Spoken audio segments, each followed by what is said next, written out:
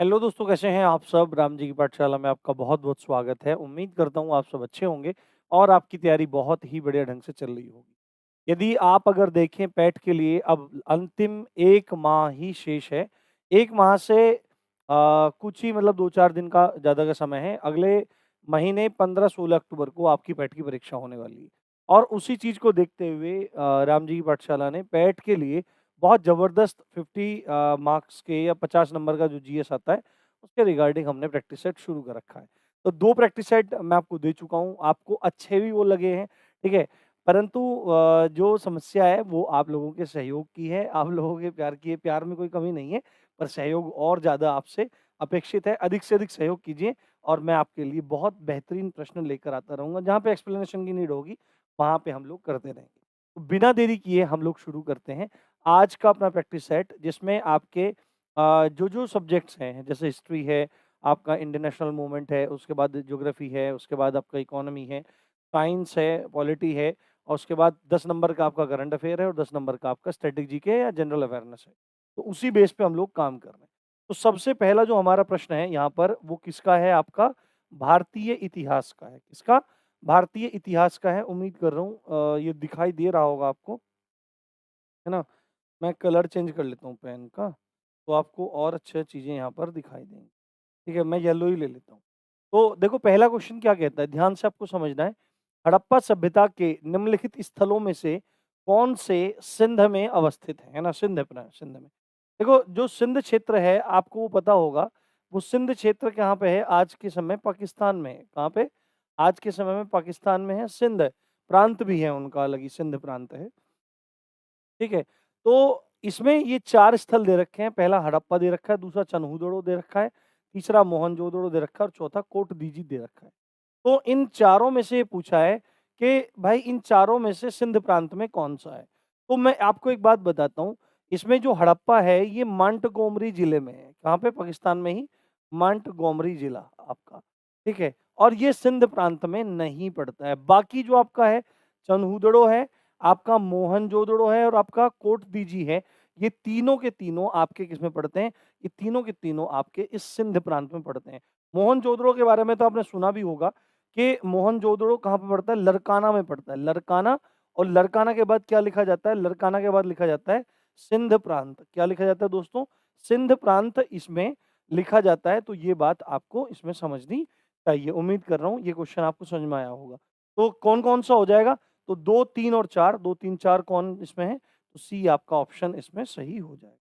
ठीक है, अगला प्रश्न है, आंध्र भोज के नाम से विख्यात कृष्णदेव राय, बहुत प्रसिद्ध राजा हुए हैं कृष्णदेव राय, है ना? इनका इनका एक मतलब प्रसिद्ध नाम था आंध्र भोज, ठीक है? इनके दरबार में अष्टदिग्गज होते थे। कौन होते थे? अष्टदिग्गज होते थे। तो उनके बारे में पूछा गया है, ये अष्टदिग्गज क्या थे? ये 8 मंत्री थे, तेलुगु कवि थे, सेनापति थे, इनमें से कोई नहीं। तो आपको मैं बात बताऊँ, जो कृष्णदेव राय थे, ये मतलब साहित्य प्रेमी थे वो, है ना? साहित्य प्रेमी थे और साहित्य प्रेमी थे, साथ में इन्होंने एक बहुत प्रसिद्ध ग्रंथ लिखा, किसमें? आपके उसका नाम था अमुक्तमाल्यद। क्या है? अमुक्तमाल्यद। ये प्रश्न भी पूछ लिया जाता है, माल्यद, अमुक्तमाल्यद। एक ग्रंथ लिखा है अमुक्तमाल्यद, है ना? और ये तेलुगु भाषा में ही आपका लिखा है। इसमें तेलुगु भाषा में ही आपका लिखा है। किसने? इन कृष्णदेव राय ने अमुक्तमाल्यद ग्रंथ लिखा है। तो इससे पता लगता है साहित्य प्रेमी हैं और इन्होंने इसी चीज़ अपनी इसी रुचि को देखते हुए, इसी अपनी प्रेरणा को देखते हुए अपने दरबार में दिग्गजों को रखा। तो वो अष्टदिग्गज कौन थे? आपके 8 तेलुगु कवि थे। 8 तेलुगु कवि थे आप, ठीक है? ये तो आपको ध्यान रखना है। अगला प्रश्न है हमारा, सर्वेंट्स ऑफ इंडिया सोसाइटी, ठीक है? सर्वेंट्स ऑफ इंडिया सोसाइटी, आपको ये चीज़ आराम से पता होगी, ये क्या चीज़ है, क्या नहीं है। सर्वेंट्स ऑफ इंडिया सोसाइटी एक संगठन था, जिसमें ऐसे लोगों को सम्मिलित किया जाता था, जो किसी न किसी प्रकार से देशभक्ति के माध्यम से देश की सेवा करना चाहते थे, ठीक है? और सर्वेंट्स ऑफ इंडिया सोसाइटी के जो संस्थापक थे, वो थे गोपाल कृष्ण गोखले। कौन थे? गोपाल कृष्ण जो गोखले, जिन्होंने सन 1905 में बम्बई में, आज मुंबई कहते हैं, बम्बई में इस सोसाइटी की स्थापना की थी। सन 1905, servants of India society. Servants of India, servants क्या काम करते हैं? सर्वेंट्स कहते हैं सेवकों को। तो सेवक क्या काम करते हैं? जो सेवा करते हैं, जिनके मन में देशभक्ति के माध्यम से सेवा करने की भावना देश के प्रति थी, उन लोगों को क्या किया? जोड़ा गया, किनके द्वारा? गोखले जी द्वारा। 1905 में एक सोसाइटी का गठन हुआ जिसका नाम है servants of India society. Next question है हमारा, योग दर्शन के संस्थापक कौन हैं? तो आपको मैं एक चीज़ बता दूँ कि भारत में षड दर्शन की बात आती है। किसकी? षड दर्शन की बात आती है। षड जो होता है ना, षड का मतलब यहाँ पे 6, 6 दर्शन हैं आपके, जिसमें आपका क्या हुआ? जिसमें आपका योग है, सांख्य है, पूर्व मीमांसा, उत्तर मीमांसा, ठीक है? आपका वैशेषिक है, इस तरह से आपके ये 6 दर्शन हुए हैं। तो ये 6 दर्शन हैं, इन 6 दर्शनों के अलग-अलग प्रणेता हैं। तो यहाँ पर प्रश्न पूछा गया है योग दर्शन, तो योग दर्शन के जो प्रणेता हैं वो महर्षि पतंजलि हैं। कौन है? महर्षि पतंजलि हैं। कपिल मुनि के बारे में पूछा जाएगा, तो कपिल मुनि सांख्य दर्शन के प्रणेता हैं और सांख्य दर्शन सबसे पुराना दर्शन है, सर्वाधिक प्राचीन दर्शन है सांख्य दर्शन। ठीक है, सांख्य दर्शन। कपिल मुनि को भगवान के 24 अवतारों में से एक माना जाता है और इन्होंने अपनी माता देवहूति को सांख्य दर्शन का उपदेश किया, उसके बाद भक्ति का उपदेश किया। बहुत सुंदर कपिलोपाख्यान आता है श्रीमद् भागवत में। आपको कभी जीवन में अवसर मिले तो आप ज़रूर सुनिएगा और कभी हमको अवसर मिलेगा तो हम आपको दूसरे चैनल के माध्यम से कभी पहले आपको पढ़ा लें, उसके बाद सेटल करा दें, उसके बाद आपको ये सब चीज़ें बताएँगे क्योंकि ध्यान एक ही तरफ ज़्यादा एकाग्र रहना चाहिए। परंतु कपिल मुनि ने बहुत सुंदर-सुंदर बातें वहाँ पर लिखी। ठीक है? जेमिनी ने लिखा है आपका पूर्व मीमांसा, क्या है ना? पूर्व मीमांसा, इसके प्रणेता हैं। पूर्व मीमांसा के, ये भी एक वो है। ठीक है? उसके बाद उलूक कणाद, है ना? उलूक कणाद भी कह देते हैं, खाली कणाद भी कह देते हैं। तो इन्होंने वैशेषिक दर्शन की वो की है, स्थापना की है या उसको प्रकट किया है। ठीक है? तो योग दर्शन के प्रणेता कौन हो जाएँगे? आपके पतंजलि हो जाएँगे। अगला प्रश्न है हमारा, ब्रिटिश सम्राट के अधीन नियुक्त भारत का प्रथम वायसराय कौन था? भारत का प्रथम वायसराय कौन था? तो आपको एक बात पता होनी चाहिए कि 1857 से पहले भारत में जो शासन था वो कंपनी के अधीन चलता था, परंतु 1857 में जो विद्रोह हुआ, विद्रोह होने के बाद ब्रिटिश शासन को ये बात समझ में आ गई कि भाई कंपनी वहां पर अब रूल नहीं कर पाएगी, इसलिए शासन को सीधे अपने हाथ में ले लिया जाए और 1858 में जो भारत शासन अधिनियम आया उसके माध्यम से कंपनी का शासन खत्म होकर के क्या चल गया? कंपनी का शासन खत्म होके ताज का शासन शुरू हो गया। है ना? ब्रिटेन की जो रानी थी, रानी को क्या किया गया? रानी को पूरी की पूरी बागडोर दी गई यहाँ से। और जो उस समय भारत का सर्वोच्च पद हुआ करता था भारत में, वो गवर्नर जनरल हुआ करता था, ठीक है? गवर्नर जनरल हुआ करता था, तो जब ये काम हुआ उस समय गवर्नर जनरल थे कौन? Lord Canning. और जब ये काम हुआ तो इस व्यक्तित्व को पद से हटाया ही नहीं गया, इस पद का नाम जो गवर्नर जनरल था, इस पद का नाम बदलकर वायसराय कर दिया गया। क्या किया गया? वायसराय कर दिया गया। तो यहाँ पर आपसे अगर प्रश्न पूछा जाए, जैसा यहाँ पूछा गया कि भारत का प्रथम वायसराय कौन था? तो भारत का प्रथम वायसराय भी वही व्यक्ति था जो उस समय गवर्नर जनरल था। तो भारत का प्रथम वायसराय था लॉर्ड कैनिंग और पूछा जाए कि अंतिम गवर्नर जनरल कौन था? तो ये भी उत्तर हो जाएगा आपका लॉर्ड कैनिंग।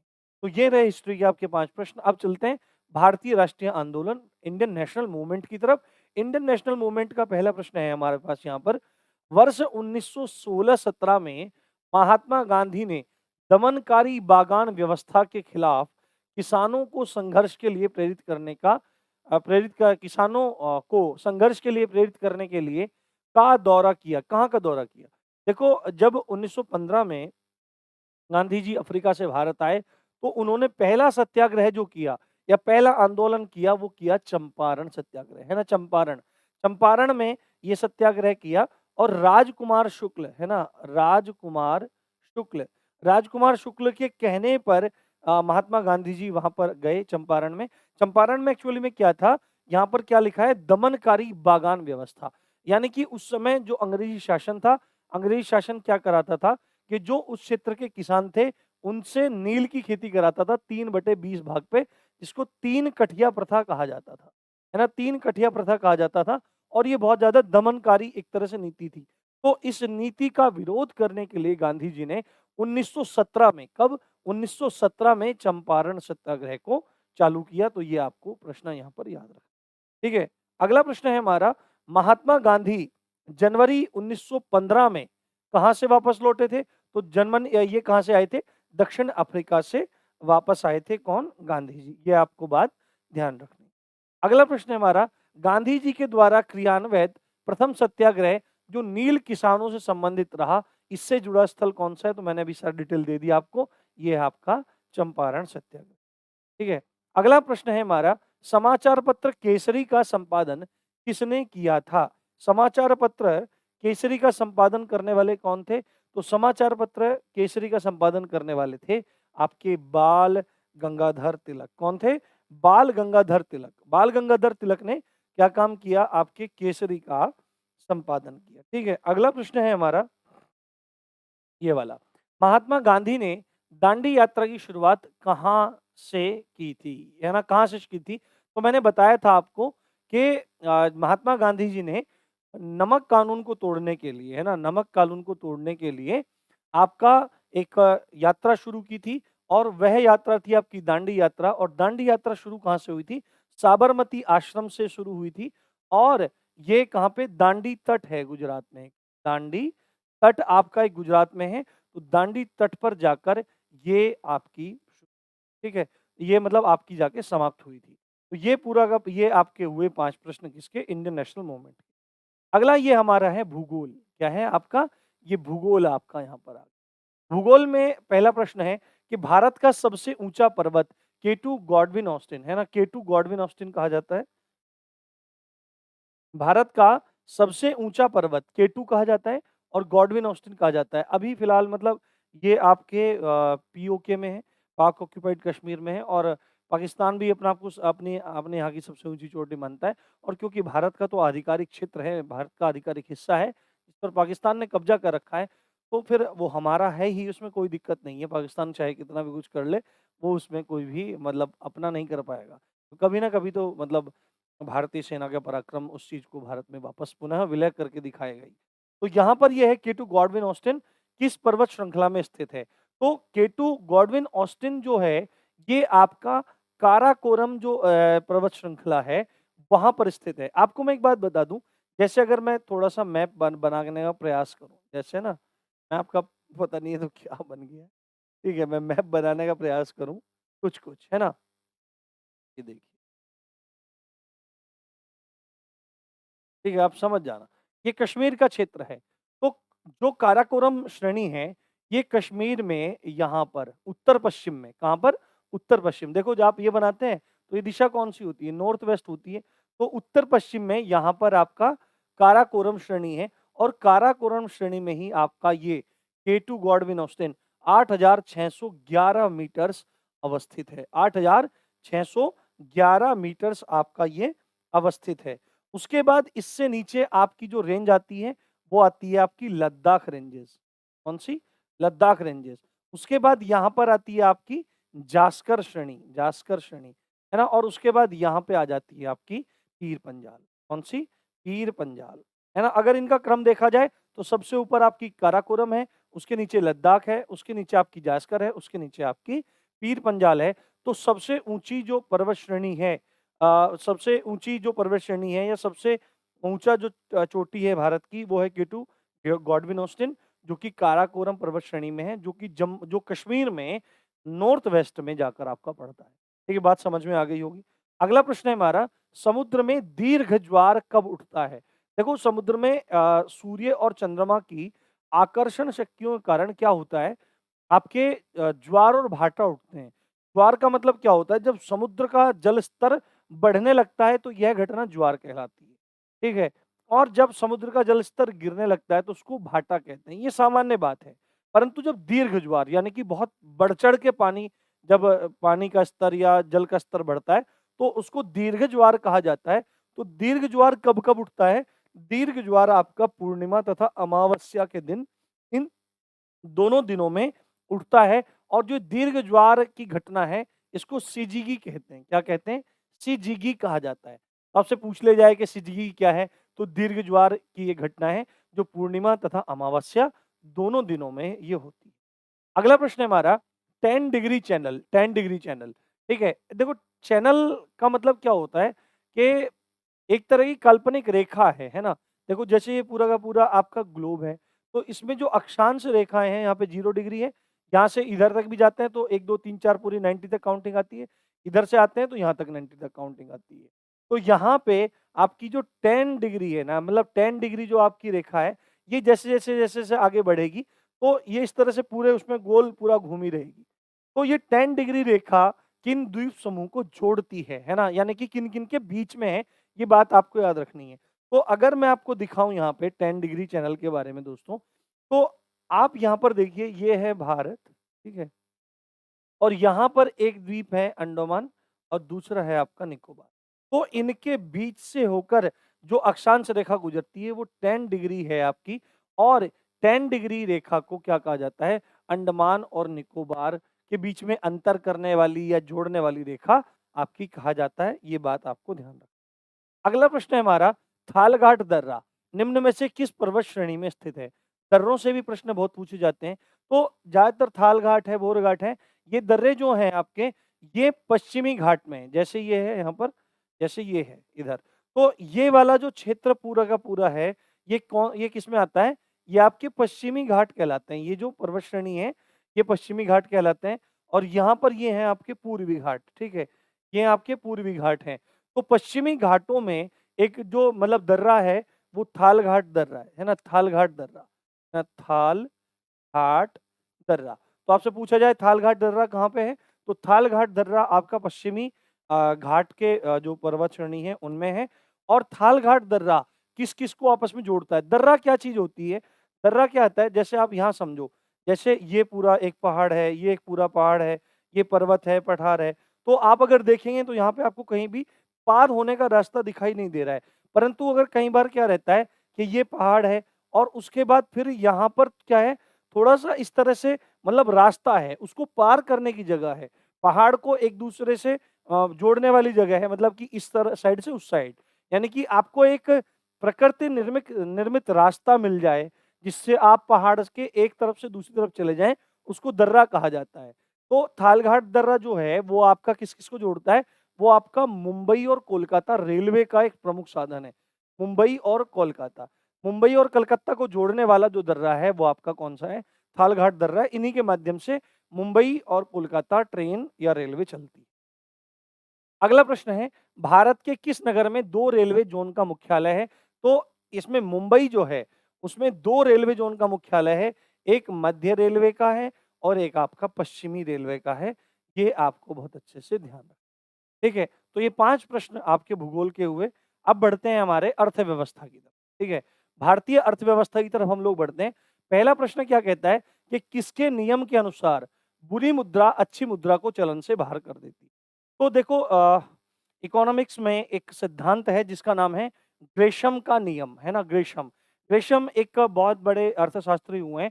उन्होंने ये बात कही है कि बुरी मुद्रा, है ना, अच्छी मुद्रा को चलन से बाहर कर देती है। मतलब कि मार्केट में या देश में या अर्थव्यवस्था में जो मुद्राएँ चली हुई हैं, उन मुद्राओं के बारे में अच्छी और बुरी मुद्रा की बात है। कभी स्पेशल इस टॉपिक पे बात करेंगे। परंतु अभी सिद्धांत की बात है, आपको टॉप पॉइंट याद रख लेना है कि बुरी मुद्रा अच्छी मुद्रा को बाहर कर देती है। ये सिद्धांत देने वाला व्यक्ति कौन है? ग्रेशम है और इसको ग्रेशम का नियम या सिद्धांत कहा जाता है। अगला प्रश्न है हमारा, अर्थशास्त्र में कोर सेक्टर से तात्पर्य। कोर सेक्टर का मतलब क्या है? कोर सेक्टर का मतलब है कि जो नींव है ना? जो नींव है, जिसके आधार पे सारे के सारे काम चल रहे हैं, उसको कोर सेक्टर कहा जा रहा है। क्या कहा जा रहा है? उसको कोर सेक्टर कहा जा रहा है। जो बुनियाद है, ठीक है? और भारत में कोर सेक्टर की बात की जाए तो जो हमारा सेकेंडरी सेक्टर है, जो हमारा सेकेंडरी सेक्टर है, जिसको हम द्वितीयक सेक्टर कहते हैं, द्वितीयक क्षेत्र कहते हैं, ठीक है? जिसमें हमारे ज़्यादातर क्या है? जिसमें हमारे सब उद्योग धंधे हैं। उन उद्योग धंधों को ही कोर सेक्टर कहा जाता है भारत के संदर्भ में। चयनित आधारभूत उद्योग, आधारभूत उद्योग यानी कि जैसे कौन-कौन से उद्योग हुए आपके? इस्पात एवं लौह उद्योग ये हुआ आपका। आपका कपड़ा उद्योग हुआ, ठीक है? उसके बाद आपके और कौन-कौन से उद्योग हो सकते हैं? और आपके हो सकते हैं वाहन उद्योग हुआ आपका, आपका पेट्रोलियम उद्योग हुआ, जिनकी वजह से आपका काम चल ही नहीं सकता।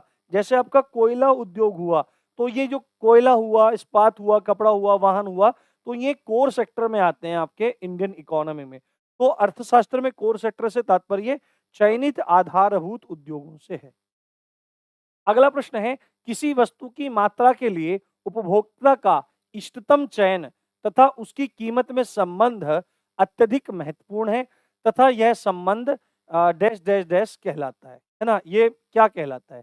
यानी क्या कहने की कोशिश कर रहा है कि कोई भी वस्तु है उसकी मात्रा के लिए उपभोक्ता का इष्टतम चयन तथा उसकी कीमत में संबंध अत्यधिक महत्वपूर्ण है। यानी कि उपभोक्ता जो है, जो कंज्यूमर है, वो किस चीज का चयन कर रहा है, ठीक है, वस्तु की मात्रा के लिए, है ना, उसकी कीमत और मात्रा में क्या मतलब उसका संबंध कहलाता है। तो ये संबंध आपका कहलाता है मांग, क्योंकि मार्केट में मांग होगी, उसकी कीमत से, उसकी मात्रा से, ये सब एक दूसरे को इफेक्ट करने वाली चीजें हैं। मान लिया क्या है कि कोई भी वस्तु है, उसकी मांग बढ़ रही है ना? उसकी मांग बढ़ रही है मान लिया, और उसकी मात्रा कम है, तो उसकी कीमत क्या हो जाएगी? ज़्यादा हो जाएगी। बात समझ में आ रही है? कोई भी चीज़ है और उसकी मार्केट में माँग बहुत ज़्यादा बढ़ रही है और उसकी मात्रा क्या है? कम है ना? इनका सबका अंतर संबंध है और जो माँग पे डिपेंड करता है। क्योंकि अगर मार्केट में किसी चीज़ की माँग होगी नहीं, तो चाहे वो कितनी ज़्यादा क्वांटिटी में हो, चाहे कितनी कम क्वांटिटी में हो, फिर उसकी कीमत से कोई मतलब ही नहीं है। ठीक है? और किसी चीज़ की माँग बहुत ज़्यादा है मार्केट में, यदि उसकी कमी है, तो उसकी कीमतें बढ़ जाएँगी, और अगर उसकी क्वांटिटी बहुत ज़्यादा है, तो फिर उसकी कीमतें वहाँ पर डाउन हो जाएँगी। तो ये सब चीज़ें अंतर रूप से मतलब एक तरह से संबंधित हैं, और ये संबंध आपका क्या कहलाता है? मांग फलन कहलाता है। अगला प्रश्न है हमारा, भारतीय रिज़र्व बैंक यानी कि reserve bank of India RBI जो है, जिसको बैंकों का बैंक कहा जाता है, केंद्रीय बैंक कहा जाता है, ठीक है? मतलब बैंक भी अगर ऋण लेना होता है तो आरबीआई के पास जाते हैं। बैंकों का नियंत्रक कहा जाता है आरबीआई को। तो आरबीआई जो है भारत की 7वीं अनुसूची में इसको दिया गया है। यानी कि आरबीआई को भी एक विषय बनाया गया है। क्या किया गया है? एक विषय बनाया गया है, एक सब्जेक्ट बनाया गया है। और आपको पता है कि भारतीय संविधान की 7वीं अनुसूची में एक बात कही गई है। वो बात क्या है आपकी? कि केंद्र और राज्यों के मध्य शक्तियों का बँटवारा। केंद्र के पास क्या शक्तियाँ होंगी, राज्य के पास क्या शक्तियाँ होंगी, ये सब बातें आपकी 7वीं अनुसूची में है, ठीक है? और तो वहाँ पर उस 7वीं अनुसूची में 3 अनुसूचियाँ हैं, केंद्रीय सूची जिसको संघ सूची कहते हैं, यानी कि उस सूची में ऐसे विषयों का समावेश है, जिसमें केवल केंद्र सरकारी कानून बना सकता है। दूसरी सूची राज्य सूची है, जिस पर केवल उसमें ऐसे विषयों का समावेश है, ऐसे विषयों को, ऐसे सब्जेक्ट्स को उसमें डाला गया है, जिसमें क्या हो रहा है आपका, केवल राज्य सरकार कानून बना सकती है। राज्यसभा को आर्टिकल 249 में यह शक्ति है कि यदि राज्यसभा को लगता है कि राज्य सूची का कोई विषय राष्ट्रीय महत्व का है ना? तो उस पर वह कानून बना सकती है। और तीसरी सूची है कंकरेंट लिस्ट, है ना? जिसको समवर्ती सूची कहा जाता है, जिसमें ऐसे विषय हैं जिन पर केंद्र और राज्य दोनों सरकारें कानून बना सकती हैं। परंतु अगर केंद्र सरकार कानून बना देती है उस समवर्ती सूची के विषय पर, फिर किसी भी राज्य के कानून का कोई महत्व नहीं रह जाता है। तो यहाँ पर ये पूछा जा रहा है कि आरबीआई जो है वो कौन-सी सूची में है? तो विश्व सूची तो कोई होती नहीं है, राज्य सूची का विषय नहीं है क्योंकि केंद्रीय है, और राज्य सूची नहीं है, समवर्ती भी नहीं है, तो कहाँ है? केंद्रीय है, पूरी तरह से केंद्र सरकार के ही अधीन यह आपका बैंक आता है। ठीक है, अगला प्रश्न है, किसी सामान्य वस्तु की माँग में गिरावट उपभोक्ता की आय के साथ क्या होती है? उपभोक्ता की आय में वृद्धि के साथ घटती है, के साथ होती है, गिरावट के साथ होती है, स्थिर होती है, दुगनी होती है। क्या कहने की कोशिश कर रहा है कि किसी सामान्य वस्तु की माँग में गिरावट, कि किसी वस्तु की माँग में क्या हो रही है? गिरावट हो रही है, तो उसका क्या कारण हो सकता है? उसकी माँग का गिरावट का मुख्य क्या कारण हो सकता है? कि भाई लोगों के पास पैसे नहीं है ना? लोगों के पास पैसे नहीं है, अब पैसे नहीं होंगे तो उसका क्या कारण है? कि उस जो उपभोक्ता है, उसकी जेब पे फ़र्क पड़ रहा है, उसकी जेब पे फ़र्क पड़ रहा है, तो वो सामान खरीदने आएगा ही नहीं। तो जब भी उपभोक्ता की आय में क्या होगी? गिरावट होगी, तभी किसी वस्तु की माँग में भी गिरावट होगी। लोगों के पास पैसा होता है, लोग फूँकने चले जाते हैं। अब लोगों के पास पैसा है ही नहीं है, तो कहाँ से फूँकने जाएँगे? तो ये इम्पोर्टेंट बात आपकी हो जाती है। तो 5 प्रश्न आपके किसके हो गए? इकोनॉमी के हो गए। अब पढ़ते हैं संविधान की तरफ, है ना? संविधान के प्रश्न। भारतीय संविधान एवं लोक प्रशासन का पहला प्रश्न है, भारत के संविधान में मौलिक कर्तव्य यानी कि फंडामेंटल ड्यूटीज जो हैं, किस वर्ष सम्मिलित किया गया था? यहाँ से कई प्रकार के प्रश्न आपसे पूछ सकता है। कई प्रकार के प्रश्न आपसे पूछ सकता है। सबसे पहली बात तो पूछ सकता है कि जो मौलिक कर्तव्य हैं, वो कौन से भाग में हैं? तो संविधान के भाग 4 ए में, किसमें? संविधान के भाग 4 ए में। पहला पॉइंट आपसे ये पूछ सकता है। दूसरा पॉइंट आपसे पूछ सकता है कि कौन से आर्टिकल में है? तो आर्टिकल 51 ए में, ठीक है? आर्टिकल 51 ए में है। तीसरी बात पूछ सकता है, संख्या कितनी है? तो पहले जब इनको जोड़ा गया था तब इनकी संख्या थी 10, परंतु वर्तमान में इनकी संख्या है आपकी 11। और 11वां कौन-सा जोड़ा गया है? 11वां जोड़ा गया है कि अभिभावकों द्वारा, क्या है? जो अभिभावक हैं, जो माता-पिता हैं, उनके द्वारा 6 से 14 साल तक के बच्चों को शिक्षा मुहैया करवाना, जो अनिवार्य निःशुल्क शिक्षा है, ये भी एक कर्तव्य है। तो ये जोड़ा गया है। अब चौथी बात ये पूछ सकता है कि जो मौलिक कर्तव्य थे, क्या वो मूल संविधान में थे? यानी कि संविधान सभा ने जो संविधान बनाया था, उसमें थे या बाद में जोड़े गए? तो आपको बोलना पड़ेगा कि बाद में जोड़े गए, है ना? बाद में जोड़े गए। बाद में जोड़े गए, तो बाद में कब जोड़े गए? तो बाद में जोड़े गए आपके 42वां संविधान संशोधन हुआ था आपका। 42वां संविधान संशोधन हुआ था आपका। 42वां संविधान संशोधन हुआ था आपका। कब हुआ था? 1976 में, 1976 में, उसके द्वारा जोड़े गए थे। अच्छा, सरकार ने, अगला प्रश्न हो सकता है, अच्छा सरकार ने अपनी मर्जी से जोड़ दिए थे या कोई सर्वे वगैरह भी करवाया था, कोई कमेटी वगैरह भी करवाई थी?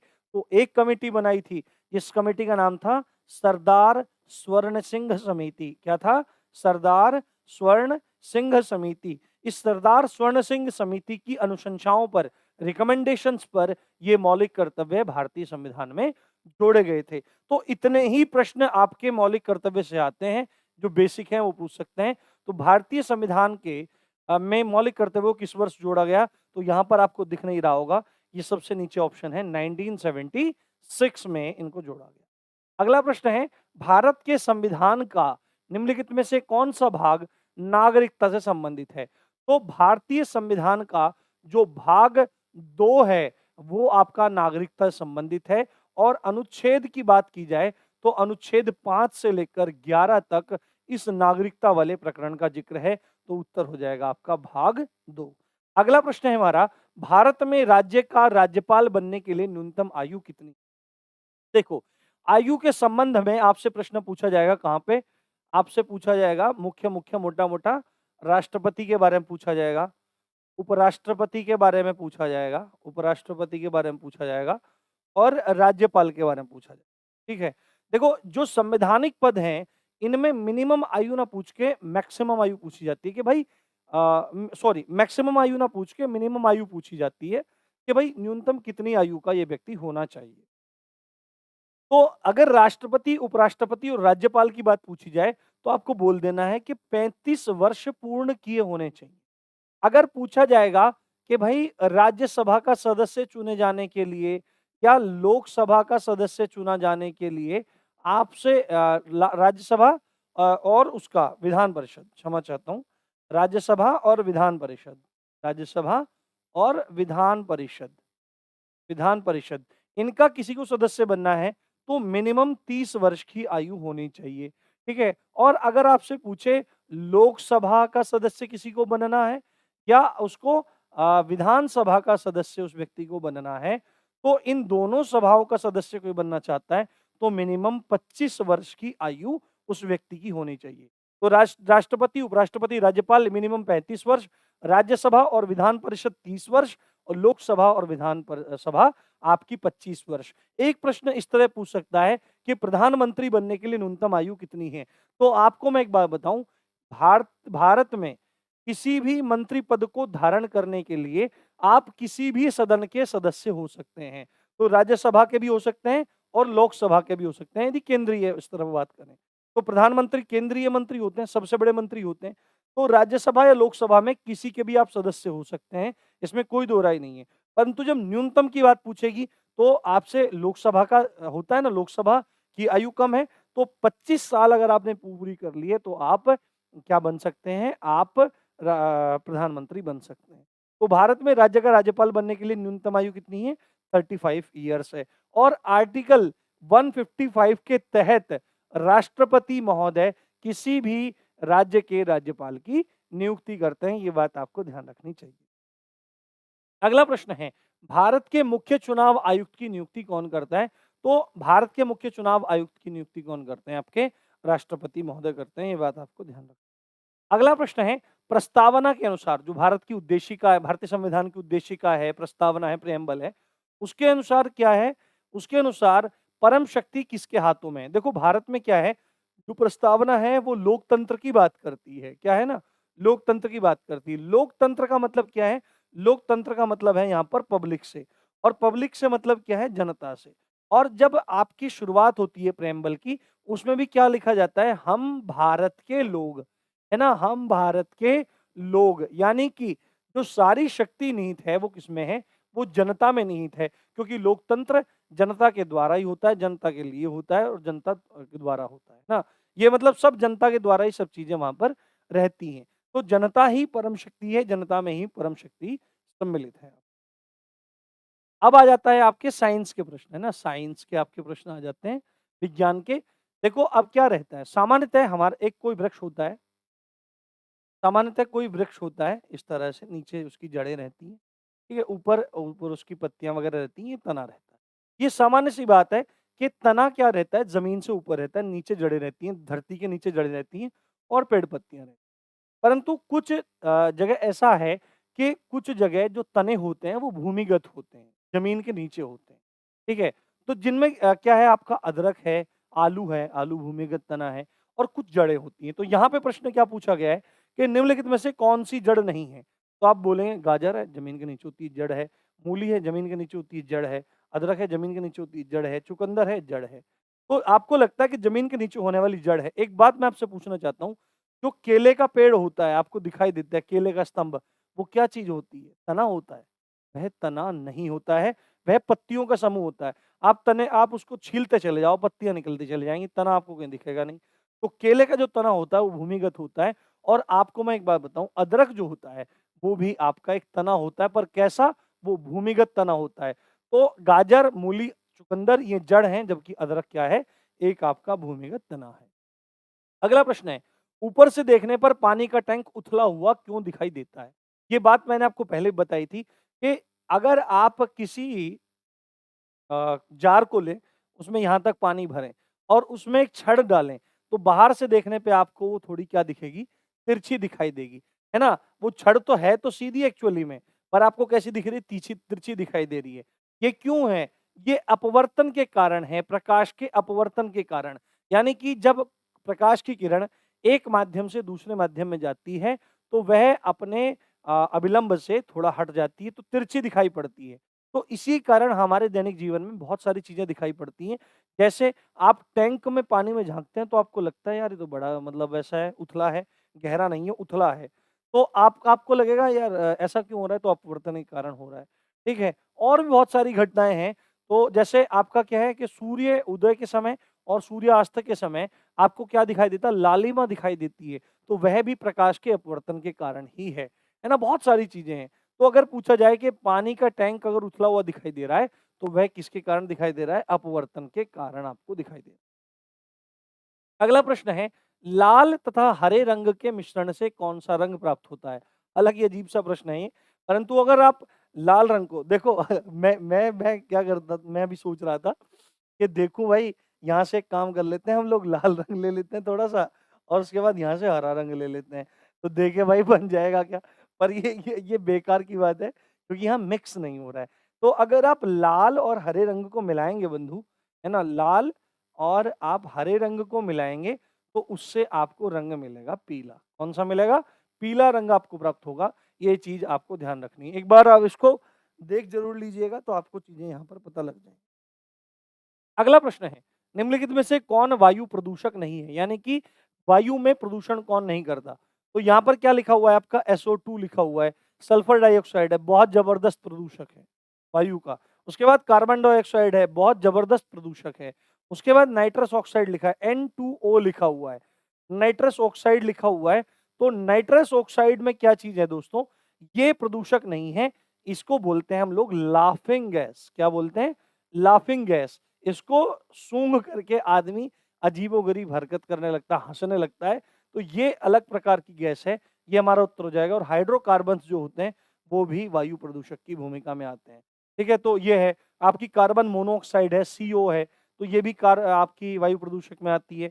नाइट्रोजन डाइऑक्साइड है, N2O है, इवन N2O है और H2O है, यही अम्लीय वर्षा के कारण भी आपके बनते हैं। ठीक है? H2O जो होता है आपका, ये क्या काम करता है H2O? ऊपर पानी के साथ में मिल जाता है, मतलब वाष्प के साथ मिल जाता है और ये H2SO4 अम्ल बना लेता है, सल्फ्यूरिक अम्ल बना लेता है। और जो NO2 जो गैस होती है आपकी, ये नाइट्रोजन डाइऑक्साइड जो गैस है, ये ऊपर वाष्प के साथ मिलकर के HNO3 बना लेती है, नाइट्रिक एसिड बना लेती है, जो पानी के साथ मिलकर बरसती है, जिसको एसिड रेन कहा जाता है। अगला प्रश्न है हमारा, जब शुद्ध जल में डिटर्जेंट डाला जाता है, तो पृष्ठ तनाव आपका क्या हो जाएगा? देखो, पृष्ठ तनाव क्या है कि अगर आपने कोई यहाँ पे मतलब जल की ये है जल, तो ये पूरी सरफेस है, इस पर एक प्रेशर क्रिएट होता है। जिस जिस जैसे आपने देखा होगा कि अगर आप किसी नदी में ऐसे पेट के बल गिर जाएँ, तो आपको चोट जैसी लगती है। जैसे आपको लगा हो कि वहाँ पर कोई चीज़ है, जिसने आपको चोट मारी है। तो एक्चुअली वहाँ पर कोई चीज़ नहीं है, वहाँ पर एक तरह का एक सरफेस टेंशन है, वहाँ पर एक प्रेशर क्रिएट हो रहा है, जो एक पतली-सी सतह का निर्माण कर रहा है, जिसको पृष्ठ तनाव कहते हैं। आपने देखा होगा कि आप अगर पानी की सतह पर कोई बहुत बारीक-सी सुई भी अगर रख दें, तो वो भी तैर जाती है। तो वो काहे पे टिकी हुई है? वो उस पृष्ठ तनाव के कारण ही वहाँ पर टिकी हुई है। और जब आप जल में डिटर्जेंट डाल देते हैं, सरफ डाल देते हैं, सर्फ डाल देते हैं, है ना? कपड़े धोने वाला, है ना? तो क्या हो जाता है? पृष्ठ तनाव घट जाता है। क्या होता है? घट जाता है। ये बात आपको ध्यान रखना, ठीक है? तो साइंस के 5 प्रश्न हमारे हो चुके हैं। अब हम बढ़ते हैं हमारे करंट अफेयर्स की तरफ। करंट अफेयर्स को देखते हैं। करंट अफेयर्स में हमारा पहला प्रश्न है कि हाल ही में किस राज्य सरकार ने एन्नम एजुथम योजना लॉन्च की? भाई यार, ये ये आपका तेलुगु उसमें तमिल में लिखा हुआ है। एन्नम एजुथम योजना। तो इसको शुरू करने वाला राज्य कौन-सा है? इसको शुरू करने वाला राज्य है आपका तमिलनाडु। ये आपको नॉर्मली याद रख लेनी है, ये प्रश्न आपके आ सकते हैं। तो ये बात आपको समझ में आई होगी। अगला प्रश्न है हमारा, किस देश ने सबसे बड़ा और सबसे आधुनिक विमान वाहक पोत फुजियान लॉन्च किया है? ठीक है, आई थिंक ये कुछ ऑप्शंस में गड़बड़ हो रही है। ठीक है, ऑप्शंस में हाँ, ये आगे-पीछे हो रहे हैं ऑप्शंस, मैंने थोड़ा ध्यान नहीं दिया। ये आपके ये प्रश्न ये देख लेते हैं, ऑप्शंस ये देख लेते हैं। तो किस देश ने सबसे बड़ा और आपका सबसे आधुनिक विमान वाहक पोत पोत लॉन्च किया? तो मैं आपको यहीं बता देता हूँ, ये है आपका चीन। क्या है? ये आपका चीन है। ये ऑप्शंस इसने गलत कर दिए भाई, टाइपिस्ट ने, बहुत डाँटना पड़ेगा। ये देखिए यहाँ पे चीन, इतना ध्यान तो रखना चाहिए। तो चीन आपका ये हो जाएगा। अगला है हमारा प्रश्न है, विश्व स्किल से है ना, स्किल सेल जागरूकता दिवस, है ना? स्किल्स गलत लिख रखा है, बहुत गड़बड़ कर रखी है। स्किल्स, स्किल्स जागरूकता,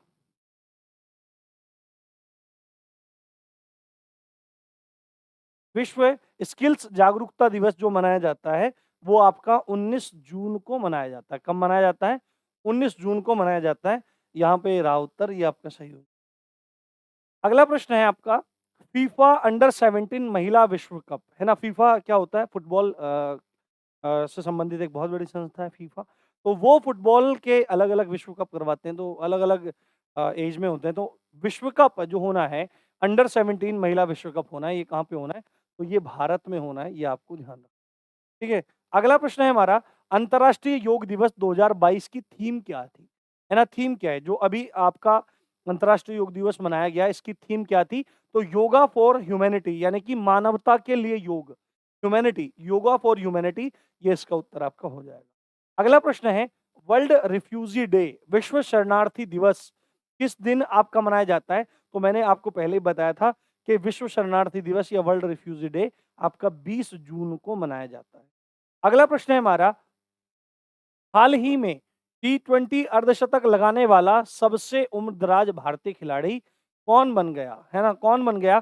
तो सबसे ज़्यादा उम्र में टी20 वर्ल्ड कप में, है ना? टी20 में, है ना? जो 2020 आपका होता है, गेम होता है क्रिकेट का। सच में मेरे को तो बिल्कुल इंटरेस्ट नहीं है, पर बहुत लोगों को रहता है और ठीक है, अच्छा बात है, देखना भी चाहिए।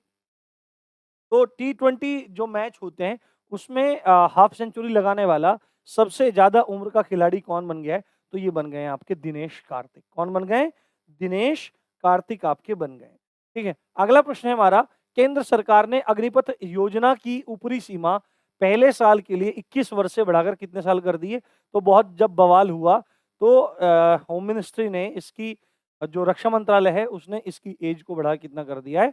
23 साल कर दिया है। कितना? 23 साल कर दिया है। ये बात आपको ध्यान रखनी है। अगला प्रश्न है हमारा, किस देश के पूर्व कप्तान 37 वर्षीय विलियम पोर्टफील्ड ने अंतर्राष्ट्रीय क्रिकेट से संन्यास ले लिया है? तो ये जो पूर्व कप्तान हैं विलियम पोर्टफील्ड, इन्होंने संन्यास ले लिया है। ये आपके आयरलैंड के हैं। कहाँ के हैं? आपके आयरलैंड के खिलाड़ी हैं, इन्होंने इससे संन्यास ले लिया है। अगला प्रश्न है, अमेरिकी राष्ट्रपति जो बाइडेन ने किस भारतीय अमेरिकी को पेंटागन के एक शीर्ष पद के लिए नामित किया है? तो राधा अयंकर प्लम्ब ये व्यक्ति हैं, इनको पेंटागन के एक शीर्ष अधिकारी के रूप में नियुक्त किया गया है अमेरिकी राष्ट्रपति डोनाल्ड ट्रंप के द्वारा। ठीक है, अब है हमारा ये प्रश्न, अगले प्रश्न है हमारे सामान्य जागरूकता के, जनरल अवेयरनेस के। तो पहला जो प्रश्न है वो आपका फूड चेन से संबंधित है, खाद्य श्रृंखला से संबंधित है ना? खाद्य श्रृंखला से संबंधित है, ये आपको ध्यान रखना है। तो यहाँ पर ऑप्शन दे रखे हैं, घास, घास को खाया मेंढक ने, मेंढक को खाया कीट ने, ये तो गलत है। तो घास, मेंढक जो होता है घास थोड़ी खाता है, तो यही गलत हो गया। अगला है, घास को खाया कीट ने, कीट को खाया मेंढक ने, मेंढक को खाया सर्प ने, सर्प को खाया गरुड़ ने, ये हो गया आपका सही। ठीक है, बाकी तो इसमें आपके सब गलती हो जाएंगे। ठीक है, ये आपको ध्यान रखना है। अगला है, 500 रुपए के नोट के पृष्ठभाग पर किसका चित्र बना हुआ है? यानी कि जो 500 रुपए का नोट है उसका जो मेन भाग है उस पर क्या बना हुआ है?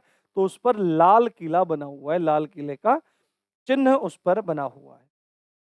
ठीक है, अगला प्रश्न है हमारा, विश्व बैंक जो वर्ल्ड बैंक है आपका, वर्ल्ड बैंक जिसे अंतर्राष्ट्रीय पुनर्निर्माण तथा विकास बैंक भी कहते हैं, उसका मुख्यालय कहाँ पर है?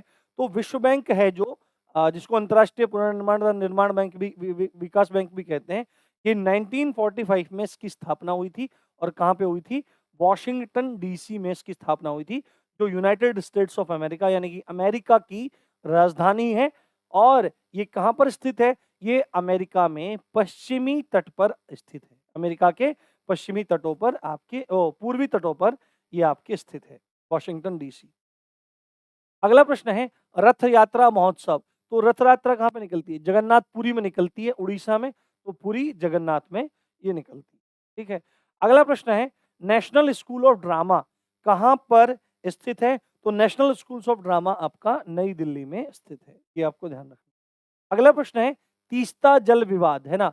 देखो, तीस्ता एक नदी है जो हिमालय से निकलती है और वो फिर बाद में हिमालय से निकलकर कहाँ जाती है? सिक्किम में आ जाती है आपके, और सिक्किम में आने के बाद वो आपकी वेस्ट बंगाल में आ जाती है और उसके बाद वह बांग्लादेश की तरफ मुड़ जाती है। तो सामान्यतः देशों के बीच में लड़ाई रहती है किसी भी नदी के जल को यूज करने के लिए। तो तीस्ता जल विवाद जो है वो या तो कहाँ होगा? या तो इधर आपके नेपाल के साथ में होगा, चीन के साथ में होगा, पर वहाँ तो ऐसा कुछ है नहीं, है ना?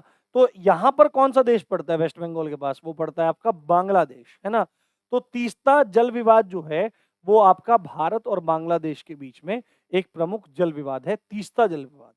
ठीक है, अगला प्रश्न है, कर्णम मल्लेश्वरी। देखो, कर्णम मल्लेश्वरी भारत में क्या थी? एक थी नहीं है, एक महिला है, महिला खिलाड़ी हैं, जो प्रथम महिला हैं। कैसी?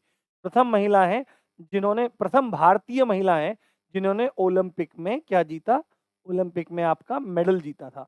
और किसमें जीता था? वेट लिफ्टिंग में, भारोत्तोलन में, वेट लिफ्टिंग में इन्होंने जीता। और आजकल ये कोच हैं और उसी के कारण अब आपने राष्ट्रमंडल खेलों में भी वेट लिफ्टिंग कैटेगरी में महिलाओं को भी अच्छा प्रदर्शन करते देखा है।